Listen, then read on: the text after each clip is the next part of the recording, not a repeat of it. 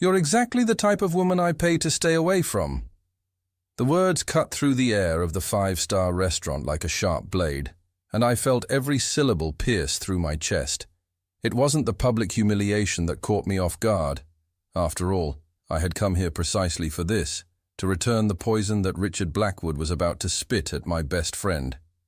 What paralyzed me was the way my heart raced when our eyes met, not from anger, not from indignation, but from something dangerously close to fascination. 20 minutes earlier, I was mentally congratulating myself for the masterstroke. My best friend, Lily, had spent the entire week a bundle of nerves because of this blind date. "Madison, he's the Richard Blackwood," she repeated for the 1,000th time, retouching her lipstick in my apartment mirror. "Owner of Blackwood Industries, Forbes 30 under 30, Manhattan's most eligible bachelor." What Lily didn't know, because I had hacked her email with the password she'd used for everything since high school, was that Richard had sent a message to the event organizer.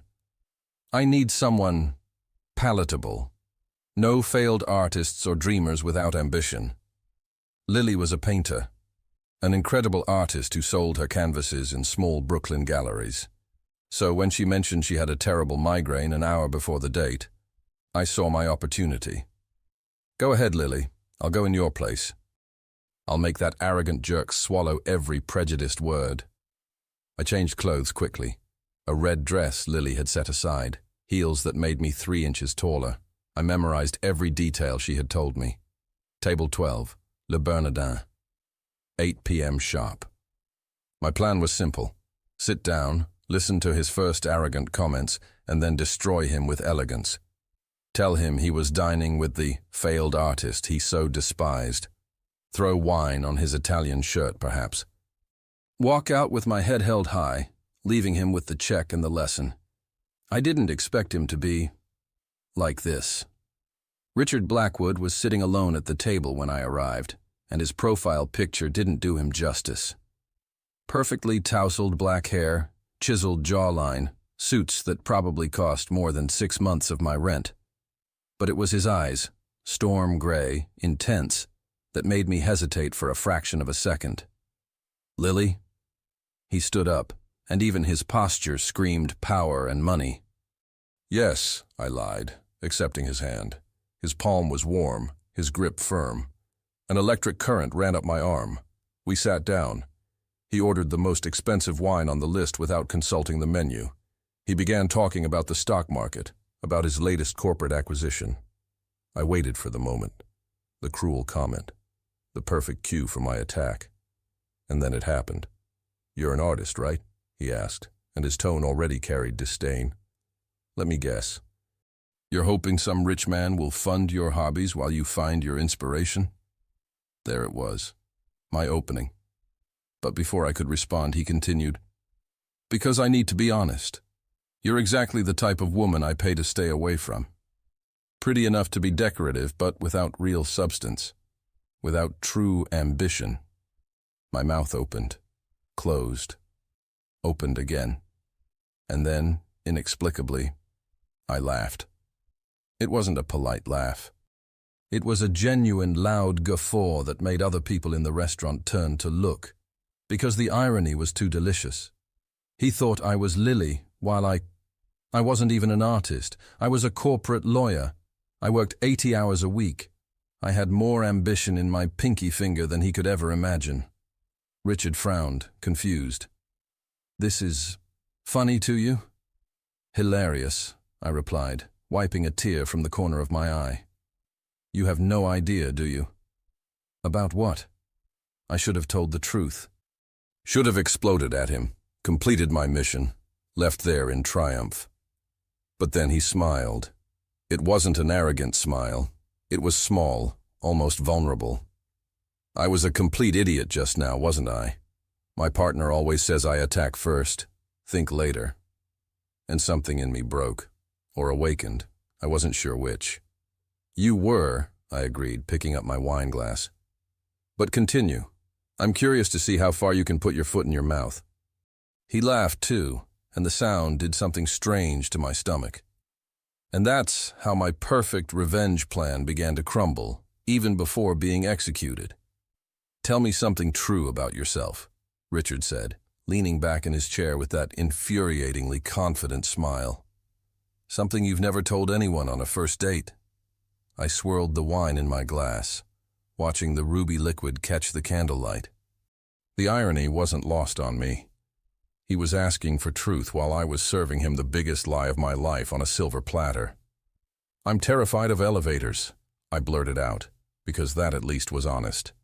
Had a panic attack in one when I was 12. Been taking the stairs ever since. His expression shifted, softening at the edges. "That must make living in Manhattan challenging." "You have no idea," I laughed, and it felt good to share something real, even if everything else was a performance. "I live on the 8th floor. My calves are incredible." Richard's eyes flickered down, then quickly back up, a flush creeping up his neck. "I wouldn't know." Oh, he was flustered. The mighty Richard Blackwood was actually flustered. I filed that information away like the good lawyer I was, always collecting evidence, even when I wasn't supposed to be cross-examining. The waiter arrived with our appetizers, oysters for him, something with truffle that I'd ordered without looking at the price because, well, Richard was paying and he deserved it after that decorative without substance comment. "Your turn," I said, spearing a delicate morsel with my fork. "Tell me something true." "And I'm rich and arrogant doesn't count. I already figured that out." He laughed, a genuine sound that did dangerous things to my resolve. "Fair enough. Something true." He paused, fingers drumming on the table. "I haven't been on a real date in 3 years. Everything is either business dinners or setups arranged by my mother or publicists." 3 years? I couldn't hide my surprise. "But you're Manhattan's most eligible." I stopped, realizing I'd just quoted Lily's exact words. "Most eligible what?" His eyebrow arched, amused. "Pain in the ass," I recovered smoothly. That's what I was going to say. Liar. But he was smiling. "You were going to say bachelor, weren't you? You Googled me." "Maybe I did."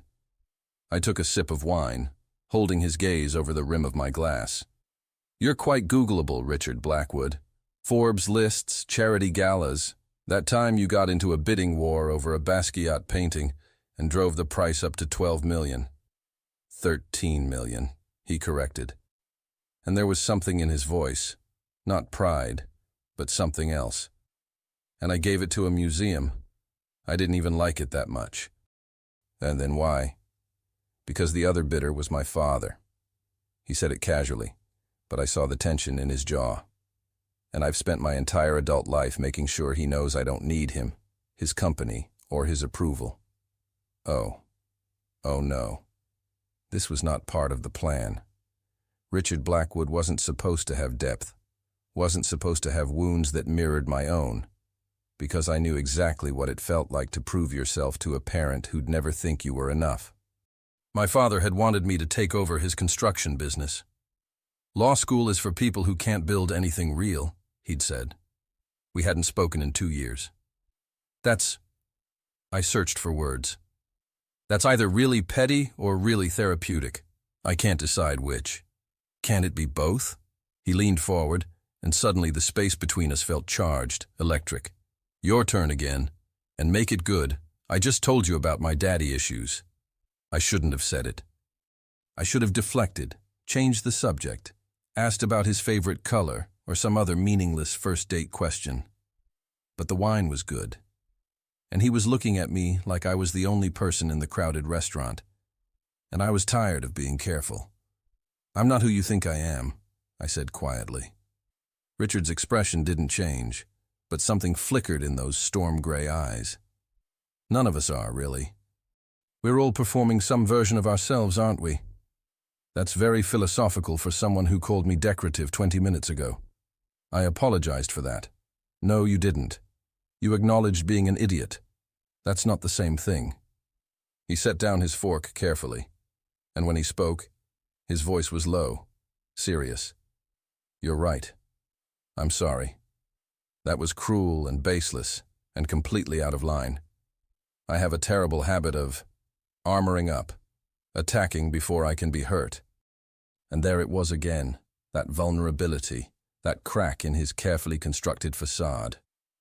I was supposed to hate this man. I was supposed to humiliate him and leave. That was the entire point of this evening. So why did I want to reach across the table and touch his hand? Apology accepted, I managed, my voice coming out softer than intended. Our entrees arrived, and for a few minutes we ate in comfortable silence. The food was exceptional, probably the best meal I'd had in months, but I barely tasted it. I was too aware of Richard, of the way he moved, the way he occasionally glanced up at me like he was trying to solve a puzzle. "Can I ask you something?" he said finally. "Depends on the question. Why did you agree to this? The blind date, I mean. You don't seem like someone who needs to be set up." "Because my best friend asked me to destroy you," I thought. "Because you insulted her before you even met her. Because I was supposed to be the knight in shining armor, protecting her from men exactly like you." "Maybe I'm tired of meeting people the conventional way," I said instead.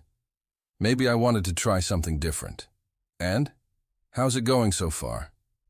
I met his eyes across the table, and the intensity there made my breath catch. Jury's still out. What would it take to sway the verdict in my favor? "Are you trying to win me over, Mr. Blackwood?" "Desperately, Miss—" He paused, and I realized with a jolt of panic that he was waiting for my last name, Lily's last name. "Chen," I said, pulling Lily's surname from memory. "Lily Chen. Ms. Chen." The way he said it, slow and deliberate, made it sound like a caress. "I'm absolutely trying to win you over. Is it working?" It was. God help me. It was working entirely too well. My phone buzzed in my purse. Probably Lily, wondering how her date was going, completely unaware that I was the one sitting across from her Prince Charming nightmare. I started to reach for it. "Don't," Richard said quickly, then caught himself. "Sorry, I'm enjoying this, talking to someone who doesn't want anything from me except conversation. It's been a long time." "You don't know what I want from you," I said, and it came out more honestly than I intended. "No," he agreed, his eyes never leaving mine, "but I'd very much like to find out." The air between us shimmered with possibility and danger. I was in so far over my head. This was supposed to be simple. Sit down, let him be awful, destroy him, leave. Instead, I was drowning in gray eyes and genuine smiles, and the terrifying realization that I was enjoying myself, that I liked him, the real him, underneath the armor and arrogance. "Richard," I said carefully, "what if I'm not what you're looking for? What if you're exactly what I didn't know I needed?" My heart was hammering so hard I was sure he could hear it across the table. This was a disaster. This was the opposite of everything I'd planned. This was the beginning of something I couldn't take back. "Dessert?" the waiter interrupted, and I'd never been more grateful for bad timing in my life. "Yes," Richard answered, but his eyes stayed on me. "Definitely dessert." As the waiter retreated, Richard reached across the table and did something that shattered the last of my defenses. He gently, carefully took my hand, and I let him. Richard insisted on walking me home. "It's Manhattan at night," he said, as we stepped out of Le Bernardin into the cool October air. "I'm not letting you take the subway alone." "I'm perfectly capable of—" "I know you are." He shrugged off his jacket and draped it over my shoulders before I could protest. "Humor me. I want to extend this evening as long as possible." The jacket smelled like expensive cologne and something uniquely him, cedar and ambition and danger. I pulled it tighter around myself, trying to ignore how right it felt. "I live in Brooklyn," I said, testing him. That was true, at least. Lily and I were neighbors, just 2 floors apart in the same building. "Then we'll walk to Brooklyn." He was serious. "That's like an hour, maybe more." "Perfect." Richard offered his arm, and after a moment's hesitation, I took it. We walked down Fifth Avenue, the city lights painting everything in gold and shadow. Richard talked about his company, but not in the boastful way I'd expected. He talked about the people who worked for him, about wanting to build something that mattered beyond profit margins. My father built Blackwood Senior Industries on ruthlessness, he explained, steering us around a group of tourists. He destroyed competitors, crushed unions, didn't care who he hurt on the way up. When I started my own company, I wanted to prove you could be successful without being a monster. And have you? Proved it, I mean. He was quiet for a moment. I'm trying. But sometimes I catch myself acting exactly like him. Like tonight, with that comment about decorative women. That was pure Alexander Blackwood speaking through me. At least you recognize it, I said softly. That's more than most people do. My phone buzzed again, and again. I'd been ignoring it for the past 20 minutes, but now it was insistent. You should get that, Richard said. Might be important. I pulled out my phone with dread pooling in my stomach. 7 missed calls from Lily, 3 texts. Mads, how did it go? Okay, you're not answering, which means either amazing or terrible. Call me or I'm coming over with ice cream and details. Everything okay? Richard's voice cut through my panic. Yes, fine. Just my roommate. She's very dramatic. Not technically a lie. Lily was dramatic, just not my roommate. You should call her back. I don't mind. No, it's fine. I'll text her later. I silenced my phone, guilt twisting in my chest like a knife. We crossed into a quieter neighborhood, brownstones rising on either side. The streets were less crowded here, more intimate. Richard's hand found mine, our fingers intertwining naturally, and I had to remind myself to breathe. Can I confess something? He asked suddenly. Another confession? We've known each other 3 hours, which is either way too soon or exactly the right time. He stopped walking, turning to face me under a streetlight. I almost canceled tonight. Told my assistant to send my apologies, claim an emergency board meeting. Why didn't you? Because something told me I'd regret it. His thumb traced circles on my palm, sending shivers up my arm. And I would have. Missing this, missing you, would have been the biggest mistake of my year. I should have pulled away. Should have ended this before it went any further. But I was frozen, caught between the person I was supposed to be and the person I wanted to be in this moment. Richard, I know it's fast, he interrupted. I know we just met. But I haven't felt this connected to someone in maybe ever. Tell me you feel it too. Tell me I'm not imagining this. You're not imagining it, I whispered. And that was the truest thing I'd said all night. He stepped closer, his free hand coming up to cup my face. Can I kiss you? Yes, no, yes. Every nerve in my body was screaming yes, while my brain frantically waved red flags. A car horn blared nearby, shattering the moment. We jumped apart like guilty teenagers, and I used the interruption to step back, to put necessary distance between us. It's late, I said, my voice shakier than I wanted. I should really get home. Disappointment flickered across his face, but he nodded. Of course. Let me at least get you a car. No, I can... Lily.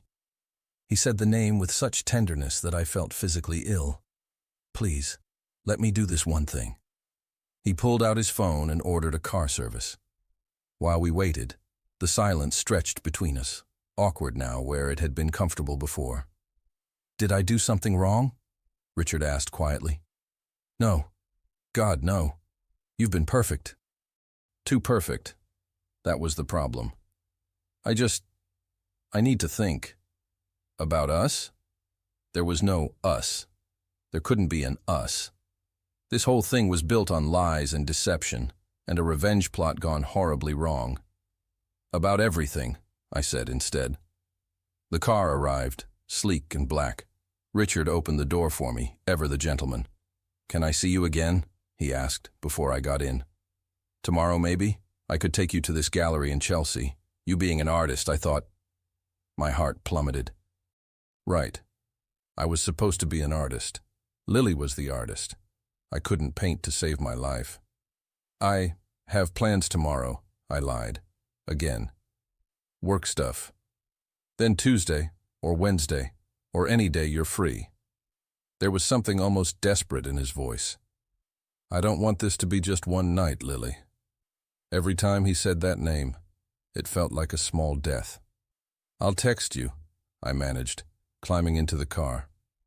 Promise? I looked up at him, this complicated, vulnerable, infuriating man who I was never supposed to like, and I did something unforgivable. I promise, I lied. As the car pulled away, I watched Richard through the rear window. He stood under the streetlight, hands in his pockets, watching until we turned the corner and he disappeared from view. I pulled off his jacket, which I'd forgotten I was still wearing, and buried my face in it. It still smelled like him. My phone rang again. Lily, I answered this time. Oh my God, finally. Tell me everything. Was he awful? Did you destroy him? Did you throw wine on him like you planned? Mads, I need details. I looked at the jacket in my lap, at the Manhattan skyline receding behind me, at the lie I'd woven that was now wrapping around my throat like a noose. Lily, I said slowly, we need to talk. Why? What happened? Oh God, Mads, what did you do? What did I do? I fell for the man I was supposed to hate. I lied about who I was. I made promises I couldn't keep. I ruined everything. I think, I said carefully, I might have made a terrible mistake. The car merged onto the Brooklyn Bridge, putting distance between me and Richard with every passing second. But I could still feel his hand in mine, still hear his voice asking, "Can I kiss you?" And the worst part, the absolutely devastating part, was that I wished I'd said yes. Lily's apartment smelled like jasmine tea and turpentine, the latter from the half-finished canvas dominating her tiny living room. She sat cross-legged on her paint-splattered couch, still in her pajamas despite it being nearly midnight, staring at me with an expression that oscillated between concern and confusion. "Start from the beginning," she said, cradling her mug. "And don't leave anything out."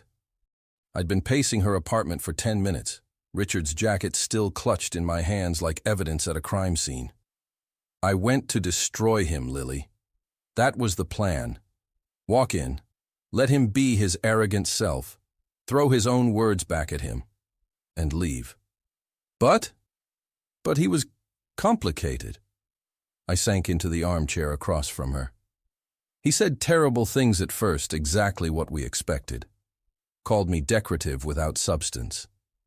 But then he apologized, really apologized. And then we just talked for 3 hours about art, about his father, about why he builds walls around himself. He was vulnerable and funny and so damn genuine that I forgot why I was there. Lily set down her mug carefully. "Mads, please tell me you told him the truth." My silence was answer enough. Oh my God. She pressed her hands to her face. He thinks I went on that date. He thinks I'm interested in him. I know. And you're wearing his jacket. I know. Madison Eleanor Torres. She only used my full name when things were serious. What have you done? Something incredibly stupid. I finally met her eyes. Lily, I like him, really like him. And he likes me, except he thinks I'm you, which makes this a complete disaster. Lily was quiet for a long moment, processing. When she finally spoke, her voice was surprisingly gentle. "You fell for him." "I didn't mean to." "Do you ever?" She tucked her legs under her, studying me. "What did he say? About me? About the art thing?" "He wants to take you to a gallery on Tuesday. Chelsea. Something about supporting your work." I winced. I told him you were busy. "Because you're not actually an artist and would be exposed in about 30 seconds. It wasn't a question. Pretty much, yeah. My phone lit up on the coffee table between us. A text from an unknown number, except I knew exactly who it was. Richard Blackwood. I realized I never got your number properly. "The car service had to forward mine to you. I hope that's okay. I just wanted to make sure you got home safely." Then another. Also, you still have my jacket, which gives me an excellent excuse to see you again. And another. I'm not usually this forward. You make me brave. Good night, Lily. Lily leaned over to read the messages, her expression softening. He calls you by my name. Every time he says it, I die a little inside. Good, you should. But there was no real anger in her voice. Mads, you have to tell him. The longer this goes on, the worse it gets. I know. I picked at a loose thread on the jacket. But how do I even start that conversation? Hi, Richard. Remember that amazing connection we had? Yeah, I'm not actually the person you think I am. I impersonated my best friend to humiliate you, but ended up falling for you instead. Surprise. When you put it like that, it does sound pretty bad. It is bad, Lily. There's no version of this where he doesn't hate me when he finds out. She reached across and squeezed my hand. Then maybe you need to ask yourself if it's worth it. Is one magical evening worth all this chaos? Before I could answer, my phone rang. Not a text this time, an actual call. From Richard. We both stared at it like it might explode. Don't answer, Lily whispered urgently. I have to. If I don't, he'll worry. Madison. But I was already swiping to accept, my heart hammering. Hello? Lily. His voice was warm, slightly rough, like he'd been smiling. I know it's late, I couldn't sleep without hearing your voice again. Is that crazy? Yes. Yes, it was crazy. This whole situation was crazy. It's not crazy, I said instead, getting up to move to Lily's tiny balcony for privacy. Behind me, I could feel Lily's disapproving stare burning holes in my back. Good, because I keep replaying tonight in my head. Every conversation, every laugh. The way you looked at me when I told you about my father. He paused. I almost kissed you. My breath caught. I know. I wanted to. More than I've wanted anything in a long time. Richard, I'm not asking for promises, he interrupted quickly. I know it's too soon. I just want you to know that tonight meant something to me. You mean something to me. The words were a knife to my chest, sweet, genuine, and completely based on a lie. I need to tell you something, I started, but my courage failed at the last second. Tonight meant something to me too. Coward. I was a complete coward. Then have dinner with me Tuesday. Please. I know you said you were busy, but maybe breakfast. Coffee. A 5-minute conversation in a public park. I'm not picky. I should have said no. Should have ended it right there. Instead, I heard myself say, Tuesday. Breakfast. Text me the details. Why? Why was I making this worse? You have no idea how happy that makes me, Richard said, and I could hear the smile in his voice. Good night, Lily Chen. Sweet dreams. Good night, Richard. I ended the call and stood on the balcony, gripping the railing, trying to breathe. Lily appeared beside me, wrapped in an oversized cardigan. You're going to see him again. I have to. No, you really don't. Lily, I can't just ghost him. That's cruel. And this isn't? She gestured at my phone. Leading him on while he thinks you're me? That's better? I'm going to tell him. At breakfast Tuesday. Face to face. The words tumbled out before I'd fully thought them through. I'll tell him everything. Who I really am. Why I did it. All of it. And if he hates you? Then at least he'll hate the real me, not some fake version. Lily sighed, leaning against the railing beside me. The city sprawled below us. Millions of lights, millions of lives, millions of secrets and lies and complicated truths. You really fell for him, didn't you? She asked quietly. Like a ton of bricks off a very tall building. And you think he'll forgive you when he finds out? I thought about Richard's smile, his vulnerability, the way he'd shared his pain about his father. I thought about how he'd opened up to someone he barely knew because he felt safe with her, with Lily, not with me. No, I admitted. I don't think he'll forgive me at all. Then why tell him? Why not just disappear? Let him think Lily wasn't interested. Because he deserves the truth. And because I turned to look at my best friend. Because maybe I deserve whatever happens next, consequences and all. Lily pulled me into a hug, and I let myself fall apart a little in her arms. "You're an idiot," she murmured against my shoulder. "I know, but you're my idiot." She pulled back, wiping a tear from my cheek. And for what it's worth, if someone was willing to blow up their entire life just because they couldn't stand to hurt me, that someone might be worth fighting for. Even if he's a billionaire with daddy issues and a terrible habit of judging people before he meets them. Especially then. She smiled sadly. Those are the ones who need us most. We went back inside, and I crashed on her couch, too emotionally exhausted to walk 2 floors down to my own apartment. Richard's jacket became my blanket, and I fell asleep breathing in cedar and regret. My phone buzzed one last time before I drifted off. Richard Blackwood, can't wait for Tuesday. Sleep well, beautiful. I closed my eyes and tried not to think about how I was going to break both our hearts in 48 hours. Tuesday morning arrived like an execution date. I changed outfits 4 times before settling on jeans and a simple white blouse. Nothing like the red dress I'd worn Friday night. If I was going to confess, I wanted to do it as myself, not as some dressed-up version playing a role. Lily knocked on my door at 7:30, holding 2 cups of coffee. "Liquid courage," she said, handing me one. "You look terrified." "I am terrified." I took a grateful sip. "I'm about to tell a man I barely know that I've been lying to him since the moment we met. What if he causes a scene? What if he understands?" Lily interrupted gently. "Mads, you're not a bad person. You made a mistake trying to protect me. Just tell him that. He's going to hate me. Maybe. Or maybe he'll surprise you." She squeezed my shoulder. "Either way, you're doing the right thing." Richard had chosen a small French cafe in the West Village.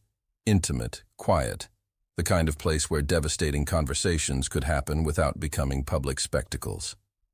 I arrived 10 minutes early, my stomach in knots, practicing my opening lines in my head. "Richard, I need to tell you something. Before we go any further, there's something you should know. I'm not who you think I am." All of them sounded terrible. He arrived exactly on time, and my breath caught the same way it had Friday night. Dark jeans, navy sweater, hair still slightly damp from a shower. He looked younger somehow, less armored than the man in the $1,000 suit. His face lit up when he saw me. Lily. That name. God, that name. "Hi," I managed weakly. He leaned in to kiss my cheek, and I froze, the casual intimacy of the gesture catching me off guard. He smelled like coffee and mint and terrible, wonderful temptation. "I've been looking forward to this all weekend," he said as we sat down. "Couldn't focus on work yesterday. My assistant actually asked if I was feeling okay. Richard, Wait. Before you say anything." He reached into his bag and pulled out a wrapped package about the size of a book. "I got you something. It's probably too much for a second date, but I saw it and thought of you." No. This was already going wrong. "You didn't have to." "I wanted to. Open it." With shaking hands, I unwrapped the package. Inside was an art book, Contemporary Female Artists, Breaking Boundaries, the kind of coffee table book that cost more than my monthly grocery budget. "I know you're an artist," he explained, his enthusiasm genuine and heartbreaking. "And I realized I never asked about your work. What kind of art do you create? Paintings? Sculptures? I want to know everything." The lies were piling up like cars in a collision. I couldn't paint. I'd never created art in my life beyond stick figures and misshapen pottery in middle school. "Richard." "Oh, and I talked to the owner of a gallery in Soho, Marcus Chen. Any relation?" He was talking fast, excited. "He said he's always looking for new artists. I might have mentioned you, said I knew someone incredibly talented who—" "Stop." The word came out harsher than I intended. Please, just stop. Richard's expression shifted, confusion clouding his features. Is this too much? I'm sorry. I have a tendency to bulldoze when I get excited about something. My therapist says I need to. I'm not an artist. The words hung in the air between us like smoke. What? I'm not an artist. I don't paint, I don't sculpt, I don't create anything except legal briefs and contract negotiations. I forced myself to meet his eyes. Richard, I need to tell you something, and you're going to hate me for it. He set down the coffee cup he'd been holding. I'm listening. This was it, the moment of truth. My heart was racing so fast I felt dizzy. Friday night. Richard Blackwood? We both turned. A man in an expensive suit was standing beside our table, phone already raised, camera pointed at us. Gerald Stevens, Manhattan Business Journal. Can you comment on the rumors about your company's acquisition talks with Meridian Tech? Richard's expression hardened instantly, the vulnerability disappearing behind a wall of cold professionalism. This is a private breakfast, Gerald. No comment. And who's your companion? The reporter's camera swung toward me. Are you the mystery woman he's been? She's no one. Richard stood abruptly, positioning himself between me and the camera.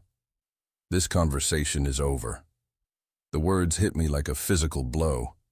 She's no one. I stood up, grabbing my bag. I should go. Lily, wait.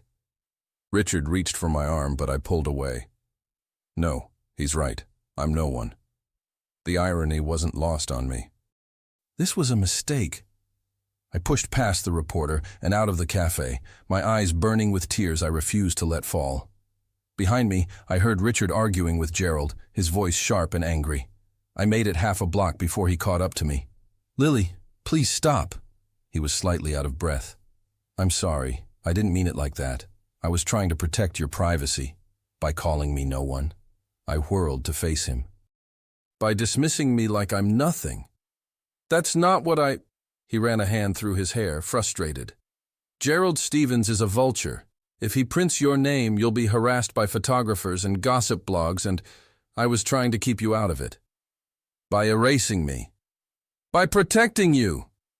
His voice rose, then he visibly tried to calm himself. This is my world, Lily. It's ugly and invasive, and I didn't want to drag you into it. Not yet. Not when we're just... Just what? I challenged. Just starting? Just figuring this out?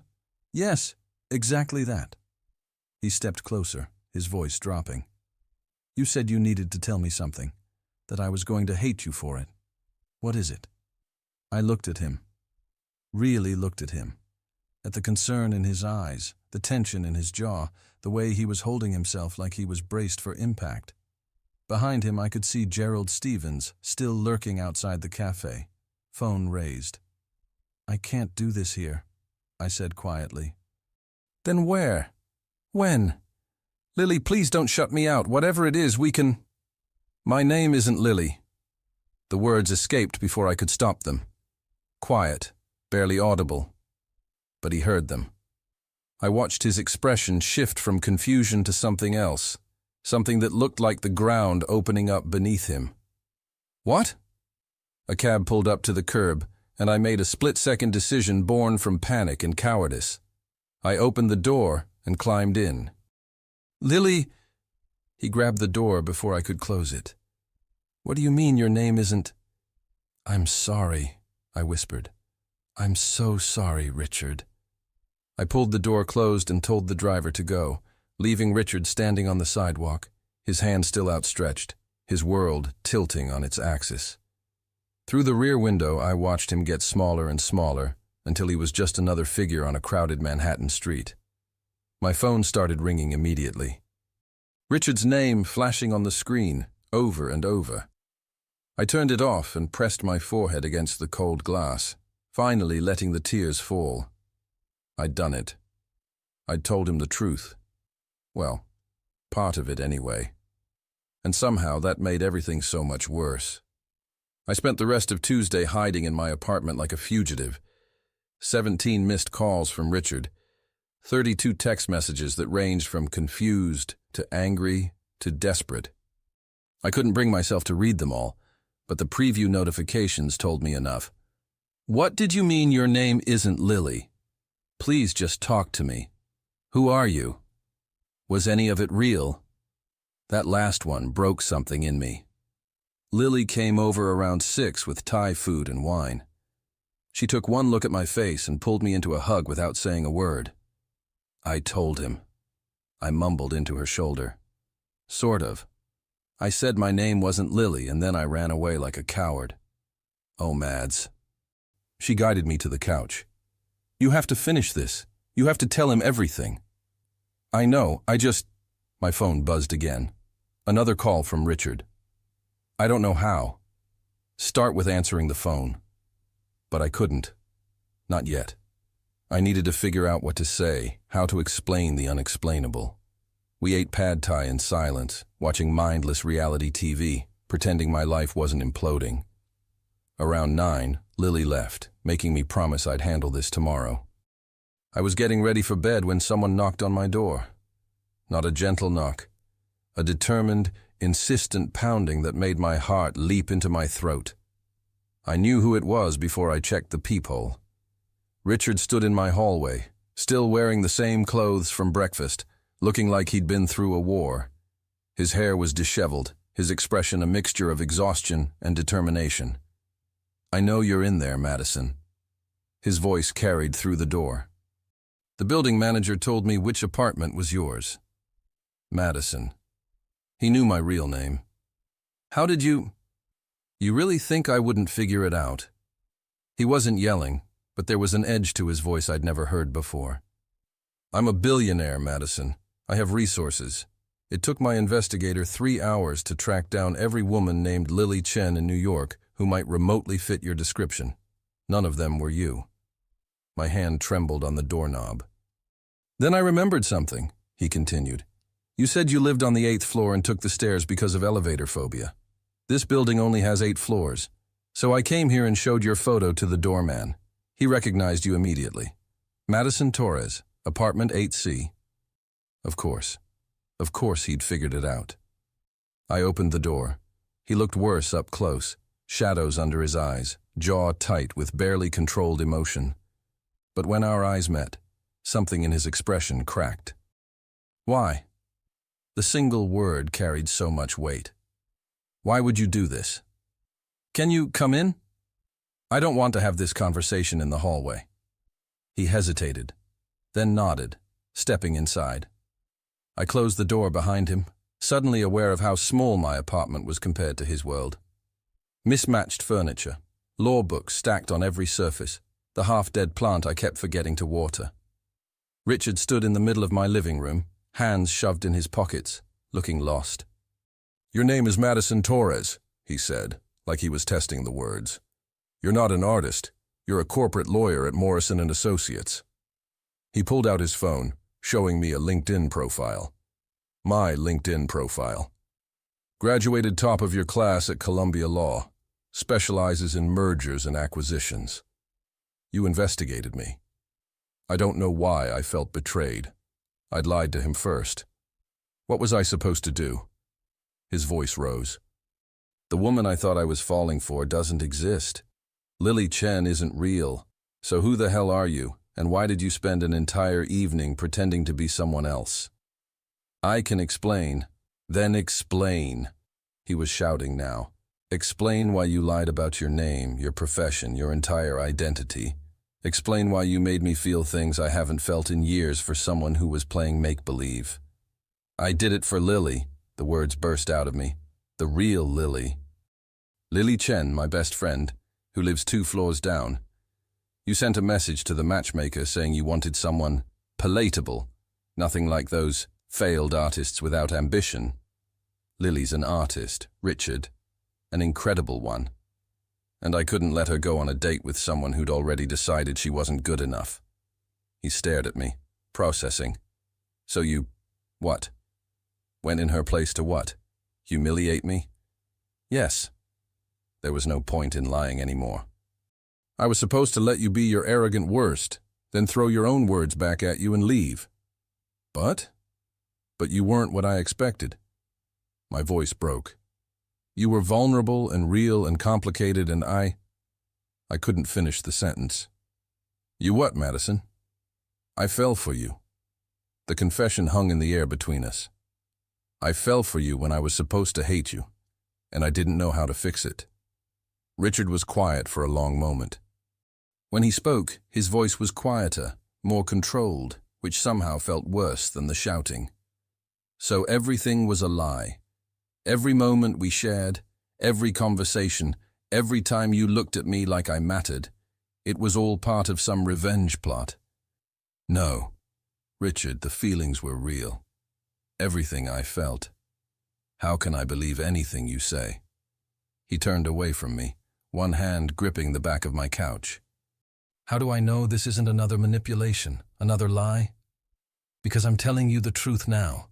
I know I should have told you Friday night. I know I should have stopped it before it started, but I didn't, and I'm sorry. Sorry? He laughed, bitter and harsh. You're sorry. That's supposed to make this better? No, nothing makes this better, I know that. I took a tentative step toward him. But Richard, that night was the most real thing I've felt in years.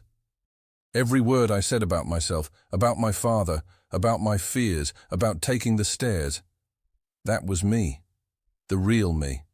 The only lie was the name. The name and the profession and the entire premise of why you were there. He finally turned to look at me, and the pain in his eyes was devastating. Do you have any idea what it felt like? Sitting in that cafe this morning, watching you get scared, thinking maybe you were going to tell me you weren't ready for this or that, you'd changed your mind. And then you say your name isn't Lily, and my entire world just stops. I never meant to hurt you. But you did. He moved toward the door. You made me believe in something that wasn't real. It was real, I insisted, following him. What we felt, that was real. You can't fake that kind of connection. He paused at the door, his hand on the knob.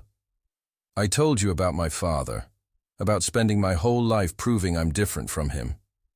And you know what the worst part is? What? I'm not different. You proved that. I judged your friend without meeting her, decided she wasn't worth my time based on my own prejudices. I was exactly as arrogant as you thought I'd be. He opened the door. Maybe we both got what we deserved. Richard, please, I need time. He stepped into the hallway. I need to figure out if anything about us was real or if I just fell in love with a ghost. Fell in love. He said, fell in love. Wait. I reached for him, but he was already walking away. He stopped at the elevator he knew I couldn't take, and pressed the button. Maybe it was intentional. Maybe he wanted the physical distance, the barrier I couldn't cross. The doors opened, and he stepped inside, finally looking back at me. Goodbye, Madison. The doors closed, taking him away, and I stood in my doorway, staring at the empty hallway. Lily emerged from the stairwell, eyes wide. I heard shouting. I came up to check. She took in my expression. Oh, Mads. He said he fell in love with me.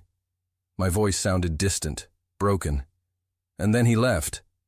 She pulled me back into my apartment as I finally, completely fell apart. 1 week. 7 days of silence that felt like 7 years. I threw myself into work, taking every case, every deposition, every late night at the office that would keep me from thinking about gray eyes and the words, fell in love with a ghost. It didn't work. Lily tried to help in her own way. She brought me food I didn't eat, sat with me during sleepless nights, and on Thursday, she said something that changed everything. You know what's worse than making a mistake? She was painting, her brush moving in angry strokes across the canvas. Giving up afterward. You fought for me. You went to that date to protect me. Why won't you fight for him? Because he doesn't want me to. Did he say that? Or did he say he needed time? I thought about Richard's last words. Goodbye, Madison. Not, leave me alone. Not, never contact me again. Just goodbye. What would I even say to him? Lily set down her brush, fixing me with that look she got when she was about to say something profound. The truth. The whole truth this time. No more hiding behind what you think he wants to hear. That night, I did something crazy, or brave, or desperately stupid. I wrote him a letter, not an email, not a text. An actual, handwritten letter on real paper with a real pen. The kind of communication that required effort and intention and couldn't be deleted with a single keystroke. I wrote about growing up with a father who never thought I was good enough, about choosing law school as an act of rebellion, then falling in love with it anyway, about becoming the type of person who works 80-hour weeks because stillness means thinking, and thinking means feeling. I wrote about Lily, about our friendship, about why I'd been so ready to believe the worst about him. And I wrote about that night, about how he'd surprised me, challenged me, made me feel seen in a way I hadn't felt in years. I'm not asking for forgiveness, I wrote at the end. I'm not even asking for another chance. I just want you to know that you were right. I did make you believe in something that wasn't real. But what I felt was real. What I feel is real. And I'm sorry I didn't have the courage to show you the real me from the beginning. You deserved better. You deserved honesty. You deserved Madison Torres, not some carefully constructed version of who I thought you wanted. I hope someday you can remember our night together without pain. I hope you find someone who's brave enough to be real with you from the start. And I hope you know that meeting you, really meeting you, was the most important thing that's happened to me in a very long time. Yours in honesty, finally, Madison. I addressed it to Blackwood Industries and dropped it in the mail Friday morning, then immediately regretted it. Saturday, Lily dragged me to a gallery opening in Soho. Her work was being featured, a small collection in the back corner, but she was glowing with pride. I forced myself to go, to be happy for her, to pretend my heart wasn't in pieces. We were standing in front of one of her paintings, A Storm Over the Brooklyn Bridge, when I heard a familiar voice behind me. The use of shadow and light is extraordinary. This is yours? I turned, and there he was. Richard Blackwood, in dark jeans and a black sweater, holding a glass of wine, looking at Lily's painting like it held the secrets of the universe. He wasn't looking at me, hadn't seen me yet, hidden as I was behind a cluster of gallery patrons. Thank you, Lily said, stepping forward. I'm Lily Chen. Recognition flickered across his face. Lily Chen, the real Lily Chen. The artist without ambition, she replied, not unkindly. Yes, that's me. Richard had the grace to wince. I know who you are. Lily crossed her arms. Madison told me everything. The email you sent, what you said about artists, why she did what she did. I'm not proud of that email. You shouldn't be. Lily gestured to the painting. Do you know how long this took? 6 months. Working nights after her day job teaching art to underprivileged kids in the Bronx. She has ambition, Mr. Blackwood. Just not the kind you recognize. You're right. Richard studied the painting again. I judged without understanding. I was exactly what Madison expected you to be, Lily interrupted. Which is why she went in my place, to protect me from someone who'd already decided I wasn't worth his time. She told me. Did she also tell you that she came home that night glowing? That she called me at midnight, panicking because she'd fallen for the man she was supposed to destroy? That she spent the last week and a half barely eating, barely sleeping, drowning in regret? Lily, I hissed, stepping out from my hiding place. Stop. Richard's eyes found mine, and the impact was physical. I'd forgotten how it felt when he looked at me, like I was the only person in the room, the only person who mattered. Madison. He said my name like he was testing it, seeing how it fit in his mouth. I didn't know you'd be here, I said lamely. Marcus Chen invited me. He said... Richard paused. He said a friend recommended I see this artist's work. Someone who knew I needed to expand my perspective on what ambition looks like. Oh. The gallery owner Lily had mentioned. The one Richard had contacted thinking he was helping Lily. Helping me.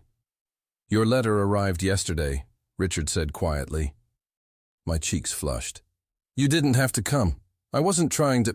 I've read it 12 times. He took a step closer. "I have it memorized. Every word." Lily cleared her throat. "I'm going to go. Literally anywhere else." She squeezed my hand as she passed. "Be brave." And then it was just us, standing in front of a painting of a storm, surrounded by strangers who had no idea they were witnessing my world tilt on its axis. "I'm sorry," Richard said, "for that email, for my arrogance, for judging Lily without meeting her. You were right to be angry, right to want to—" "I was wrong," I interrupted. "Wrong to lie, wrong to let it continue, wrong to—" "Can I finish?" A small smile played at his lips, the first smile I'd seen in a week. "Sorry. Your letter destroyed me," he continued, "in the best and worst way. Because you're right, what we felt was real. I knew it that night and I know it now. The connection we had, that doesn't happen often. Maybe not ever again." My heart was hammering. "Richard, but I'm scared." The vulnerability in his voice broke me. "I'm scared of trusting you again. Scared of opening up and finding out it's another performance. Scared that I'll always wonder which parts were real and which were acting. I understand." And I did. "If you can't trust me again, I understand. But I want you to know, every moment was real. Every laugh, every story, every feeling. The only thing that wasn't real was the name I gave you. Madison Torres," he said softly. "Corporate lawyer, elevator phobic, takes the stairs. Terrible at lying despite being in a profession that requires it. That's me. Can I take you to dinner?" I blinked. "What?" "Dinner. Tonight. A real first date. With the real you. No lies, no games, no pretending to be someone you're not." He took another step closer. "I want to get to know Madison Torres. The woman who'd go to war for her best friend. The woman brave enough to write me a letter even though she thought I'd never respond. The woman who somehow made me believe in connection again." Tears pricked my eyes. "You want to start over?" "I want to start right." He held out his hand. "Hi, I'm Richard Blackwood. I'm arrogant, emotionally guarded, and terrible at first impressions. But I'm trying to be better." I took his hand, that familiar electricity sparking between us. "Madison Torres. I'm a workaholic, impulsive, and apparently terrible at revenge plots. But I'm honest. Finally. Nice to meet you, Madison Torres." "Nice to meet you too." We stood there, hands clasped, grinning at each other like idiots. And I felt something shift, something heal. This was our real beginning. No lies, no pretense. Just two complicated people choosing to try. Our real first date was nothing like the first one. Richard took me to a small Italian restaurant in Brooklyn. No five-star pretense, no expensive wine list, just checkered tablecloths and a chef who sang opera while cooking. We sat across from each other, and this time, everything was real. "Okay, real question," Richard said, twirling pasta on his fork. "What's your actual favorite food? Not what you think I want to hear." "Boxed mac and cheese, the cheap kind with the fluorescent orange powder." He laughed, that genuine sound I'd fallen for.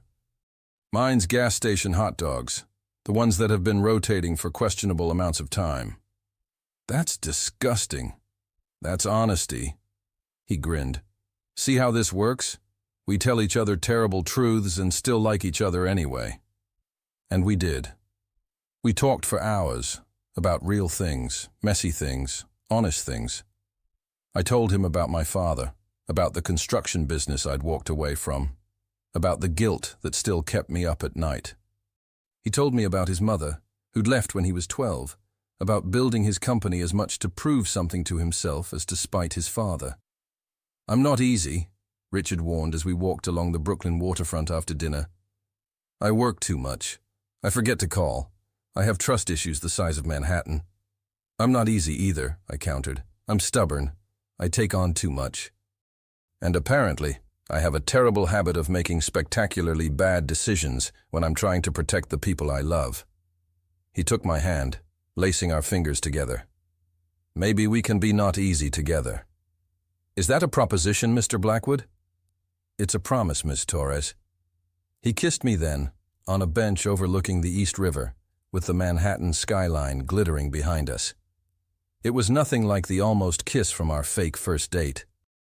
This was real, messy and nervous and absolutely perfect. I'm terrified, I whispered against his lips. Me too. What if we mess this up? Then we mess it up honestly. He pulled back to look at me, brushing a strand of hair from my face. But I'd rather try and fail with you than succeed with someone else. The next few months weren't easy. Relationships born from lies and rebuilt on truth rarely are. There were hard conversations. Like the night Richard met my father, who took one look at his expensive watch and said, "So you're the rich guy who thinks he's too good for real work." Richard, to his credit, spent the next hour asking genuine questions about construction, about building things with your hands, about the pride of physical labor. By the end of the night, my father was showing him blueprints, and Richard was actually listening. "I like him," Dad admitted, as Richard went to get the car. "He's arrogant, but he's trying not to be. That counts for something." There were trust moments, like when Richard's ex-girlfriend showed up at a charity gala, beautiful and sophisticated, and I watched them talk with my insecurities screaming. Richard found me on the balcony afterward. "You okay?" "She's perfect for you. Elegant, established, probably never impersonated anyone in her life.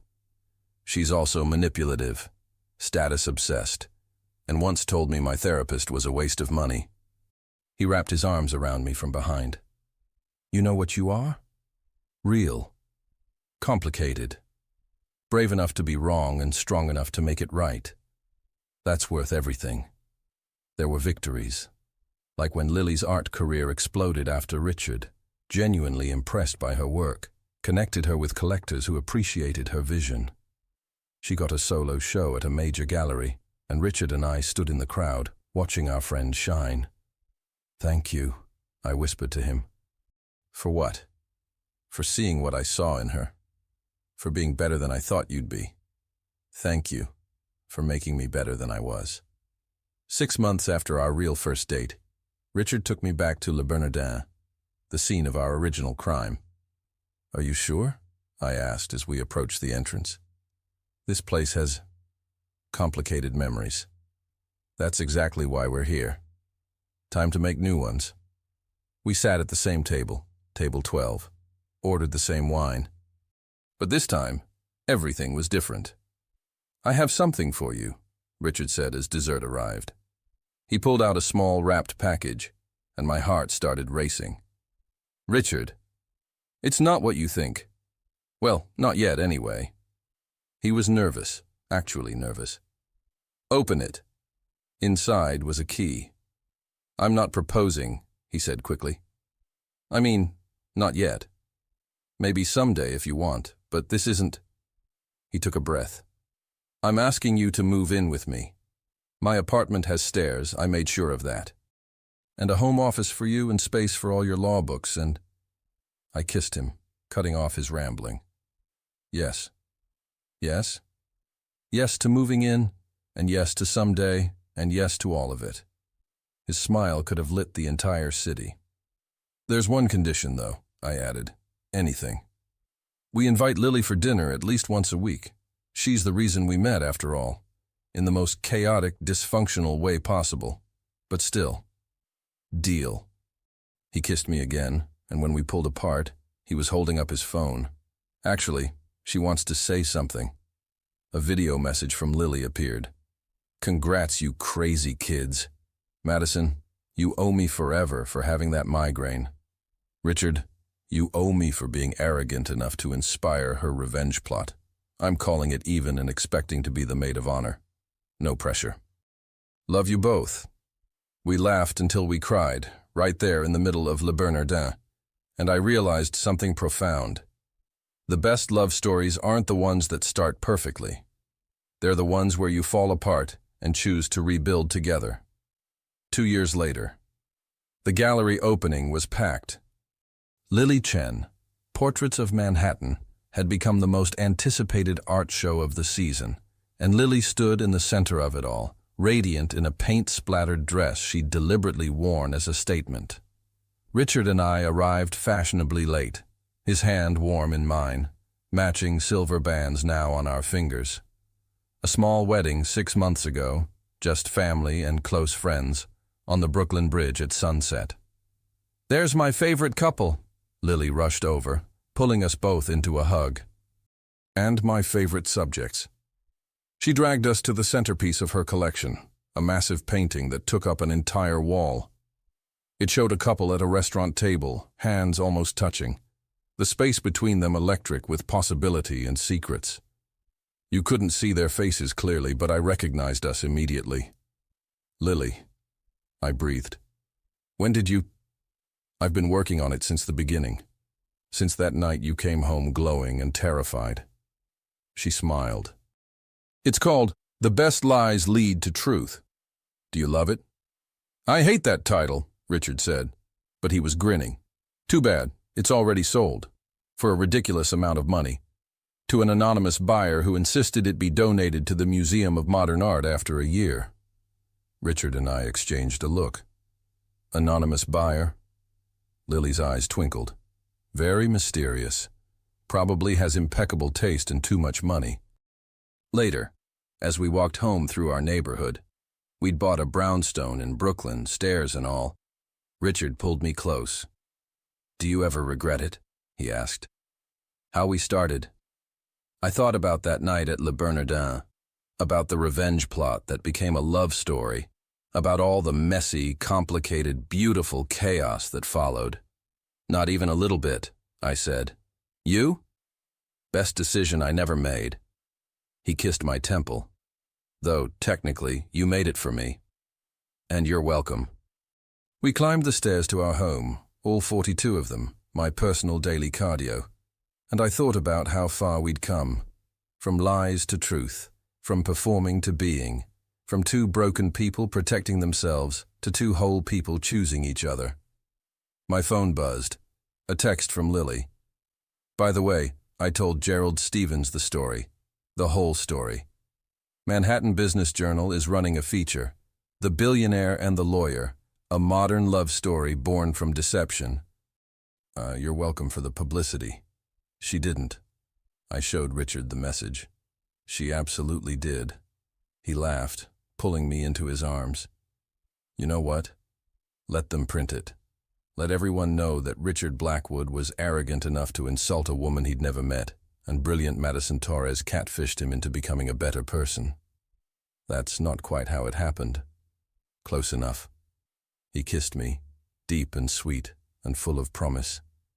"Besides, it's a good story. Boy meets girl. Girl is actually different girl. Boy falls in love anyway. They live happily, messily, honestly ever after. You forgot the part where the boy was insufferable, and the girl was a criminal mastermind. I prefer protective friend with boundary issues." We were still laughing when we fell into bed, tangled together, exactly where we belonged. And somewhere in Manhattan, a painting hung in a gallery, telling our story to strangers.